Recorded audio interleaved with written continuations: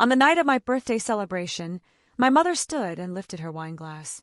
Her voice carried through the entire restaurant as if she wanted strangers to weigh in too. "We all think Janice should sell her house," she declared proudly. "The profit would go straight into Jennifer's baby fund. She needs it far more." The table erupted. My cousins applauded like trained seals. My father nodded with approval. My sister dabbed at imaginary tears with the edge of a napkin, pretending to be touched. I didn't shout. I didn't defend myself. I simply mirrored her gesture, raising my own glass. While they smiled, I unlocked my phone and opened a recent message from my bank. The number on the screen froze, every hand midair. Forks clattered against porcelain. $2,400,000. That was my reality. Yet somehow, they felt entitled to my home. My name is Janice Hayes, and this is the story of the quiet moment when I stopped letting them script my life. Because sometimes silence roars louder than fury. In my family, I'm the eldest daughter, the reliable one, the stabilizing force, the child sculpted into perfection. Straight A's weren't celebrated, they were required. Scholarships, multiple jobs, sleepless nights melting into sunrise, survival masquerading as ambition. Ramen noodles and bitter coffee kept my body moving while every coin I earned felt like air in my lungs.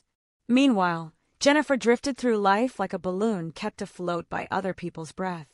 She abandoned classes, hopped from one job to another, stayed out late, and woke up late. Always excused, always adored. The miracle child, the fragile jewel, the untouchable favorite. I only mattered when I made myself useful. The moment Jennifer whimpered, I disappeared. By 25, I bought my first place. My mother announced to relatives that it felt uninviting. At 30, I achieved the dream, a house that actually felt like mine. She dismissed it as too big for someone alone. Jennifer, meanwhile, built a resume of quitting. One semester here, a short contract there, praised every time for figuring life out. 17 abandoned jobs later, she returned home, and they called her strong. No matter how much I achieved, her shadow somehow shined brighter than my spotlight. Holidays were torture disguised as tradition. "Don't wait too long, Janice. Your fertility clock is ticking," they'd say. And my father loved to deliver the cruelest blow. "Money won't keep you warm at night." He would never understand.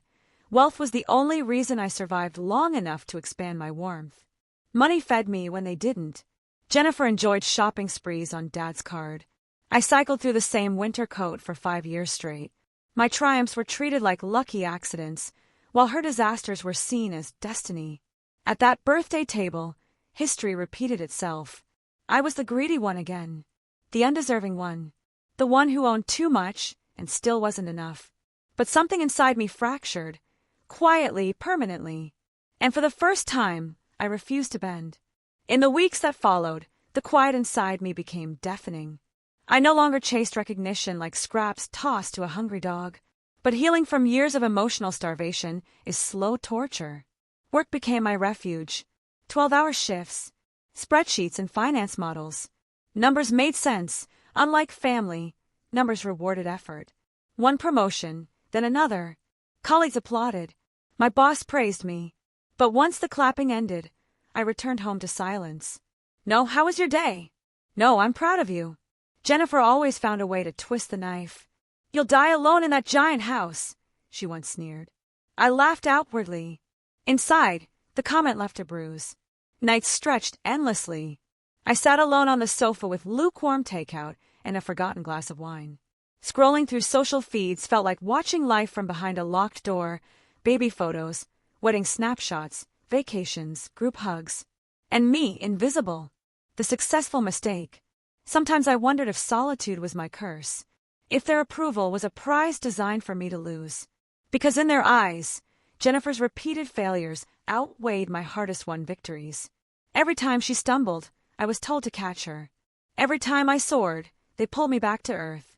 But I kept going, because stopping meant falling into the emptiness, waiting in the dark. I'd built wealth brick by brick.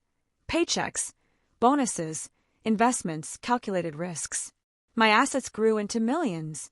But in their gaze, my value remained nothing. At every family gathering, I blended into the background, quiet, dependable, invisible. Every conversation always revolved around her, Jennifer's baby, Jennifer's obstacles, Jennifer's supposed courage. I could have unlocked the cure for every terminal disease on Earth, and they'd still reduce me to. So seeing anyone? Once, Aunt Linda pulled me aside and whispered like she was offering a secret remedy. Don't you want to be normal? Normal, as though settling for average was a badge of honor. As though my drive and independence were symptoms of some illness.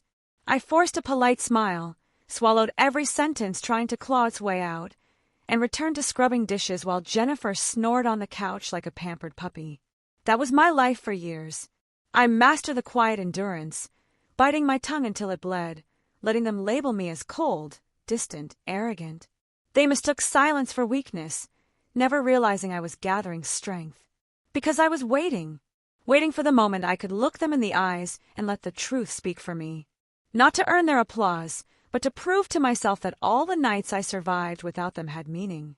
When that moment finally arrived, it was sharper, louder, and far more brutal than anything I'd pictured. My birthday dinner. The air thick with fake affection. The clatter of silverware and the sour scent of inexpensive wine.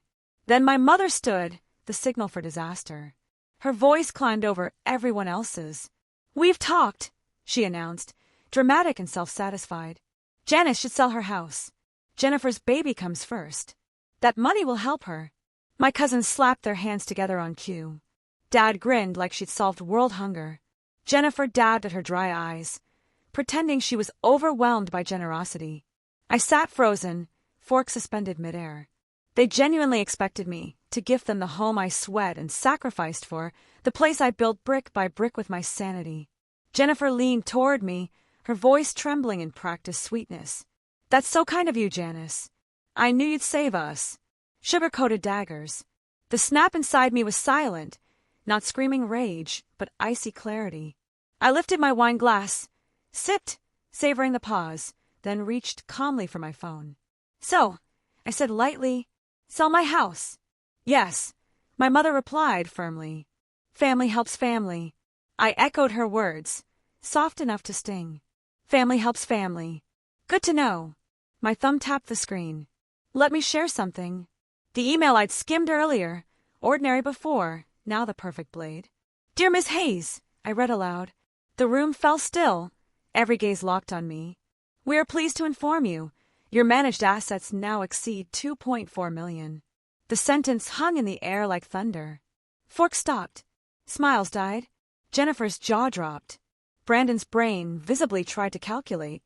My mother's face lost all color. My father stared as if the words were in another language. "That amount doesn't include the house," I added gently as I set the phone down. "You're asking me to get rid of a $400,000 property and hand you crumbs while I'm sitting on millions?" Silence. Thick and suffocating. Stephanie squeaked. "Over $2 million? But how?" I leaned back. "I worked. I saved. I invested. While you laughed at my frugality." A dry, humorless laugh slipped out. "You think I don't know hardship? I lived on cheap pantry scraps for years. I wore one coat through 5 winters while Jennifer was dining on Dad's credit. Jennifer tried for sympathy. You don't understand, I'm struggling now."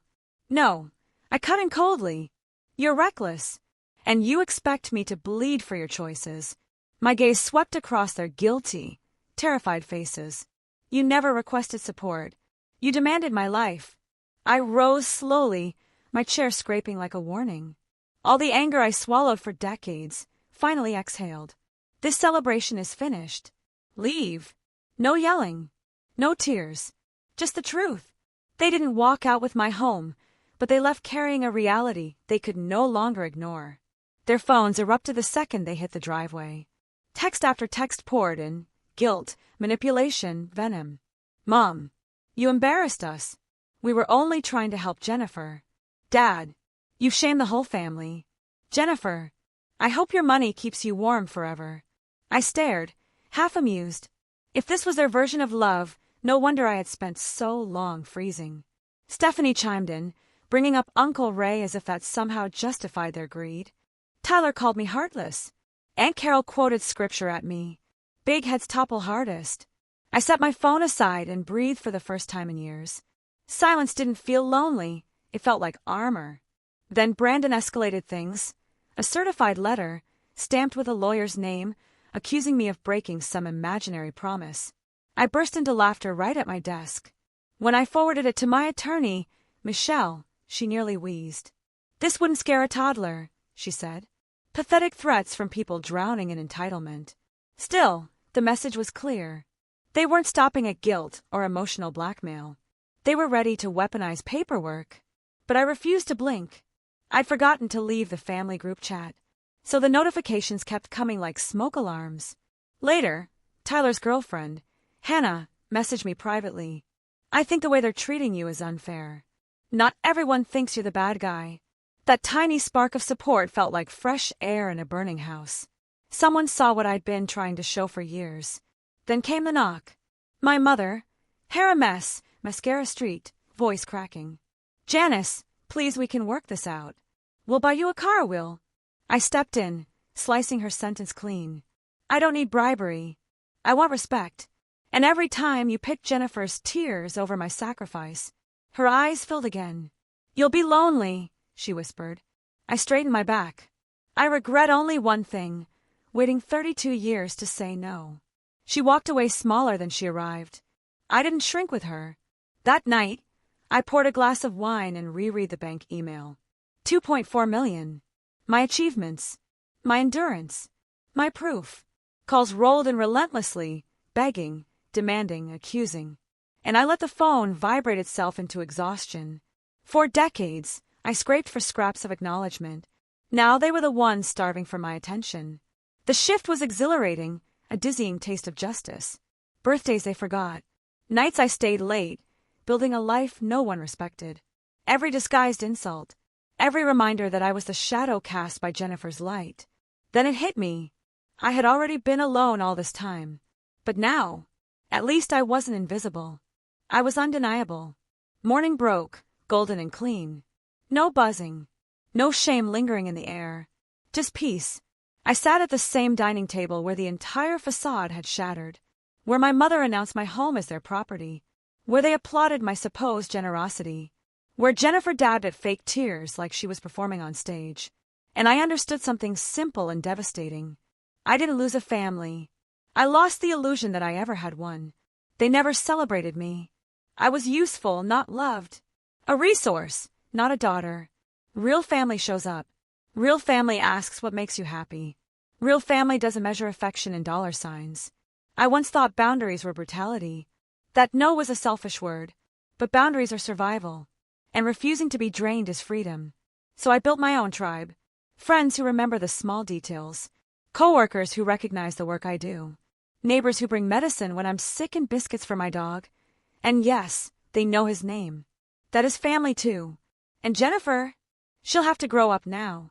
Her child will learn that cushioning every fall is a luxury, not a right. Harsh lessons shape better humans. I am not their emergency fund. I am not their solution. I am not the villain in their dramatic script. I am the writer of my own story, decision by decision, page by page, without needing approval from anyone. Maybe one day, I'll blow out birthday candles surrounded by people who choose me. Not because they want something, but because they genuinely love me. Laughter will replace scorekeeping. Cake will be shared without hidden debts. If you've ever felt unseen, if they've labeled you selfish for guarding what you earned, you're not wrong. You're not alone. Sometimes the greatest inheritance is the strength to walk away before you're destroyed.